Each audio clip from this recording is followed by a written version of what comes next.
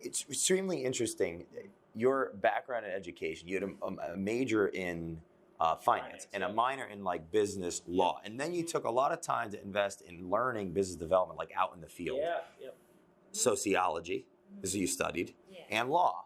To me, it seems like it's almost like a perfect match or a perfect niche of focus for, if based on what you're saying, these small block-to-block conversations that affect the developer. I think also with business, like psychologically speaking. Yeah, I think of business, we're really lucky. We're fortunate, I think, that we do have literally, we make a perfect pairing.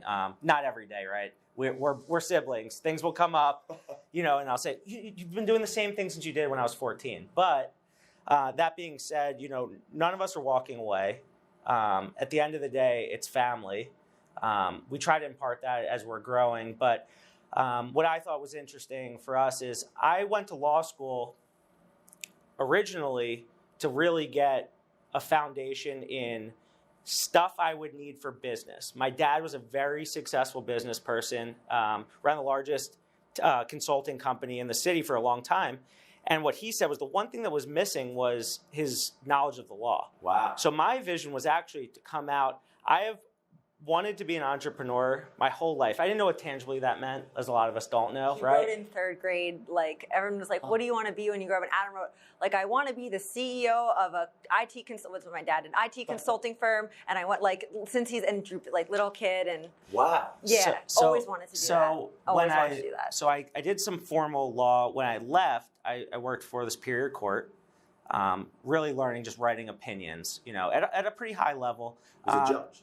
Judge of the Superior Court, president judge of the Superior Court. And then I transitioned over and started working at the zoning board as assistant counsel at the zoning board. So that was my touch with Rachael. Now, listen, I was seeing her in front of the board. Which just so happens to be the board you have to go for zoning, the board you have to go in front of who makes the ultimate decision on whether you can get your variance approved or not. So it's just. Was this when you were already actively Doran? Yeah, I was at Doran. I worked for a zoning and land use attorney there, and I did municipal finance, weirdly enough. So some bond work, which is weird because when you work in government, you get hit with like budget and municipal work. I had had a taste of it, which was never something I was ever interested in. But it's like you're saying, kind of cosmically, when things just like fall into place, we just so happen to work itself out. And so, when I was thinking about what makes businesses succeed and fail, if you can't bring revenue in, there's nothing to talk about. All the admin I'd love to do, all the operations I'd love to do,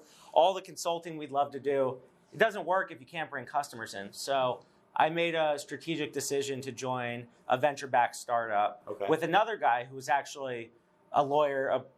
A lawyer in his previous life worked for a venture fund for a long time, Scott Bohr, and decided to join and really help run the business development. And it was really trial by fire, which I loved. Right. So you did that to learn. I did that. I didn't want to. That wasn't my goal. Wasn't to be a salesperson. It was purely to learn, to get to that next phase, to understand how to run a business. So I was doing legal there. I was doing operations there, and then I was really focusing on business development and sales. And when you're in the trenches, it's a place you don't want to be, but it's like the most necessary spot. And if you can be there, you can really make it. And I took that. I then moved on to become the national sales exec at a litigation consulting firm. Was that a strategic move? It was a strategic move. So it was more experience because what I wanted to find out was how a traditional sales program worked.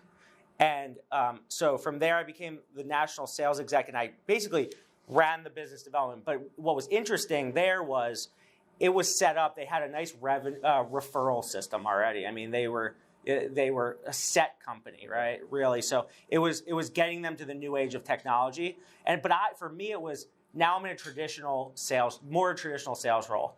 I'm constantly facing with clients. I'm now consulting. It was a much different thing. It was an experience I needed to get because I was starting to negotiate a lot more contracts. Where before it was business development, was bringing the contracts. This was now negotiating contracts.